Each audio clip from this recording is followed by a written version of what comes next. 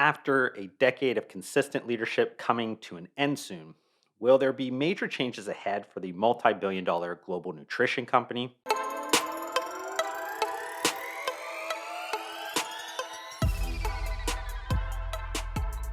I'll get to some of my thoughts around that introductory question a bit later in this content, but on August 16th of 2023, Glambia updated the public markets by releasing its 2023 first half earnings report.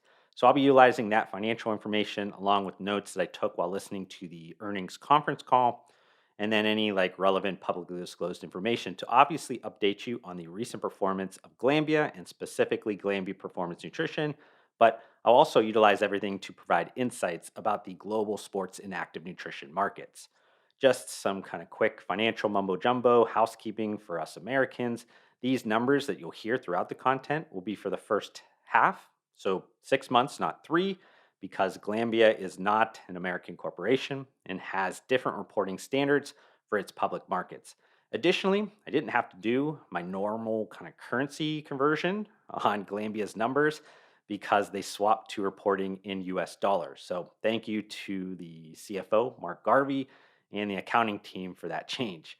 Finally, the comparative percentages will be on a constant currency basis, which basically means the currency fluctuations of the multinational company is stripped out for ease of comparisons. Okay, enough with the formalities. Let's start with a quick update on that financial data. Wholly owned revenues were about $2.8 billion, which was down 10% year over year. This was comprised of pricing being down 5.4% and volume being down 4.1%.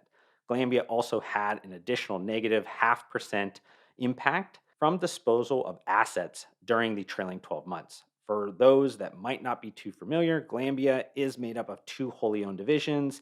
Let's kind of first cover Glambia Nutritionals quickly because I don't particularly spend too much of my time on this division, even though it's extremely important to the overall business. Glambia Nutritionals is made up of two subdivisions, the US cheese side and then nutritional solutions.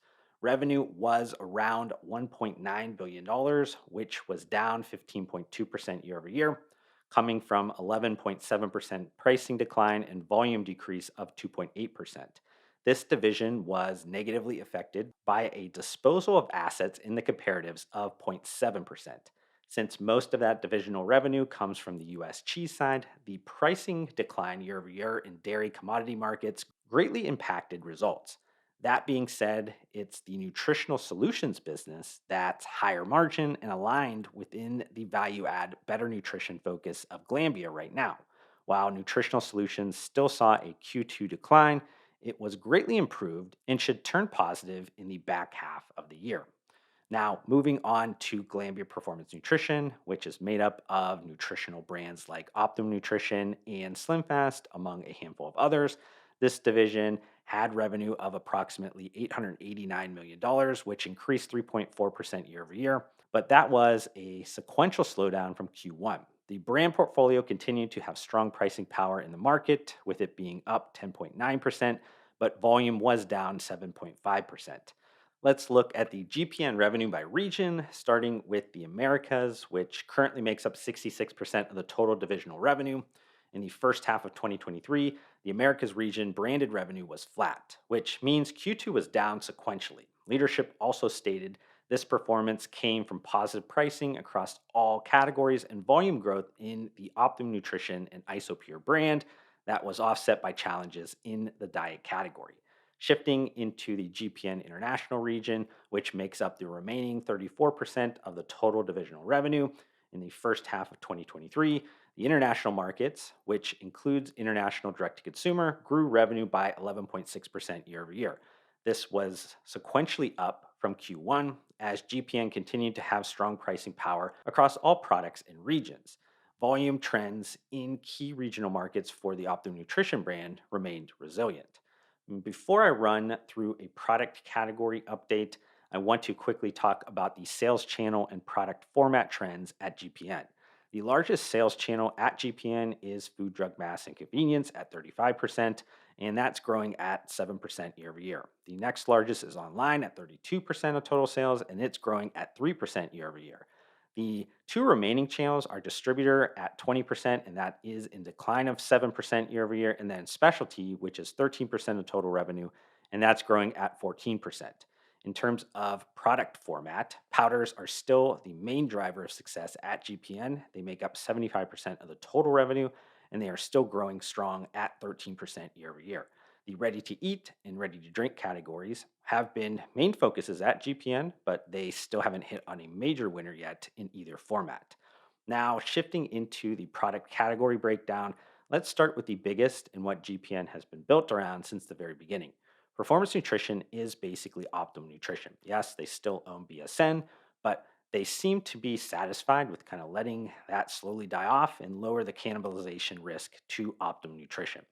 Performance nutrition now makes up about 60% of the total GPN revenue. It had 16.2% year over year growth coming from both pricing and volume gains, and the US market consumption growth was 14.3%. Optum Nutrition has benefited from its leading market position, ongoing marketing investment that includes the More of You in You campaign, expanded distribution, and the powder format value proposition resonating with consumers. The next biggest GPN product category is healthy lifestyle, which is made up of Think, Isopure, and Amazing Grass. Healthy lifestyle makes up about 18% of the total GPN revenue. It's been particularly strong over the last several years, with the first half of 2023 showing growth of 5.7% year over year, and even more impressively in the US market, with consumption up 11.7%. The category strategy across these brands collectively will focus on driving brand awareness and customer acquisition with new creative campaigns like Add Less, Do More, and expansion of distribution in key sales channels. Shifting into the problem child of GPN product categories, weight management has been a drag on the portfolio and honestly the entire industry throughout the last 3 years, and maybe even more than that.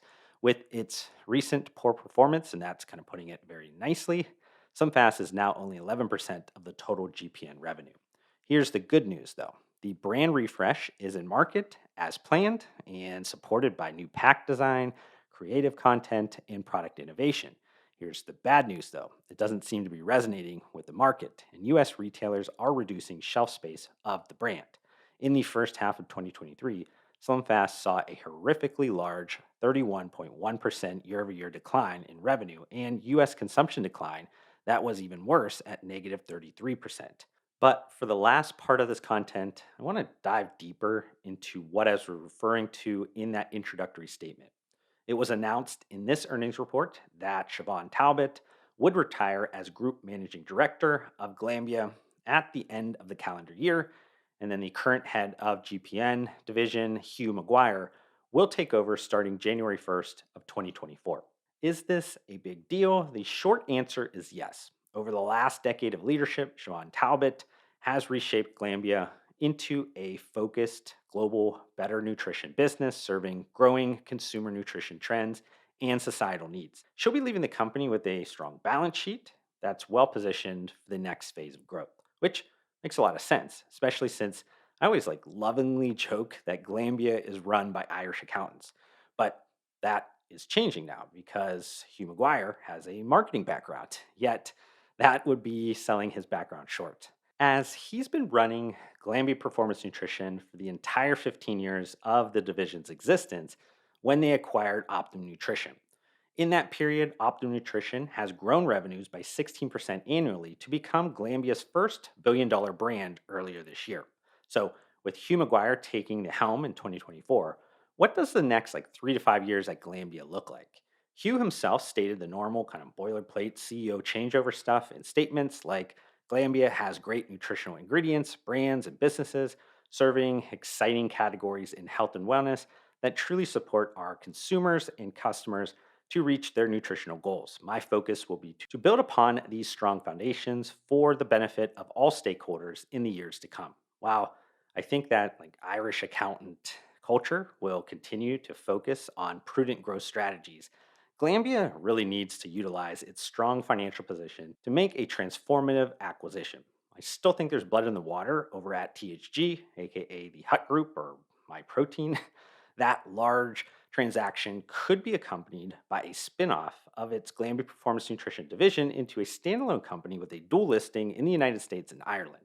That's the kind of legacy creating move that I hope Hugh McGuire likely pitched to the board during his interview process, or at least is something running through his head wild, kind of rent free. But I hope you enjoyed this YouTube video. If you did, consider hitting the like button to support me. Also, help me get to my new short term goal of 3,000 subscribers by hitting that subscribe button. I'd love to see you join me on this journey, but we need to fix the fact that basically 80% of you that are watching this YouTube video right now are not subscribed to my channel, and that makes me extremely sad. But I do want to thank you for tuning in, and I'll see you in the next one.